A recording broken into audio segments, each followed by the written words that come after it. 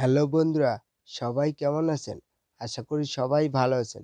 আমরা যদি কাউকে হোয়াটসঅ্যাপে কল দিতে যাই, তাহলে কিন্তু নাম্বার সেভ না করে কল দেওয়া যায় না। এটা কিন্তু খুবই ঝামেলা। বাট আজকের এই ভিডিওতে দেখাবো নাম্বার সেভ না করে কিভাবে হোয়াটসঅ্যাপে কল দেওয়া যায় বা এসএমএস করা যায়। তো আজকের ভিডিওটি খুবই গুরুত্বপূর্ণ হতে চলেছে। কেউ স্কিপ না করে শেষ পর্যন্ত দেখুন। তো চলুন ভিডিওটি শুরু করা যাক। হোয়াটসঅ্যাপে নাম্বার সেভ না করে এসএমএস বা কল করার জন্য আপনার ফোনে হোয়াটসঅ্যাপ অ্যাপসটি ওপেন করতে হবে। ওপেন করার পর এখানে দেখুন একটা প্লাসের মতো আইকন আছে, সেখানে ক্লিক করতে হবে।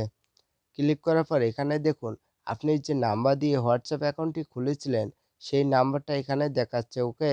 এখন আপনি নাম্বারের উপর ক্লিক করবেন। ক্লিক করার পর আপনি যে কাজটি করবেন, আপনি যে নাম্বারে মেসেজ করতে চান সেই নাম্বারটা এখানে লিখে দেবেন। প্রথমে আপনি দেশের ইন্টারন্যাশনাল কোডটি লিখে দেবেন। দেখেন আপনি বাংলাদেশের হলে *88 লিখে দিবেন। তারপর ফোন নাম্বারটি দিয়ে দিবেন, ওকে। ফোন নাম্বারটি দেওয়ার পর সেন্ড যে আইকন আছে সেটির উপর ক্লিক করতে হবে। এখন দেখেন এখানে টিক চিহ্ন দেখাচ্ছে, মানে মেসেজটা চলে গিয়েছে। আমার মেসেজ আমার কাছে এসেছে, এইজন্য টিক চিহ্নটা দেখাচ্ছে, ওকে।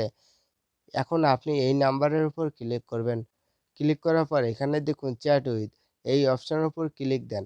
তাহলে কিন্তু আপনি তাকে যেকোনো কিছু লিখতে পারবেন।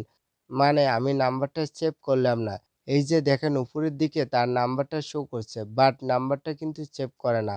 সেভ করা ছাড়াই খুব সহজে আমি তাকে মেসেজ করতে পারলাম।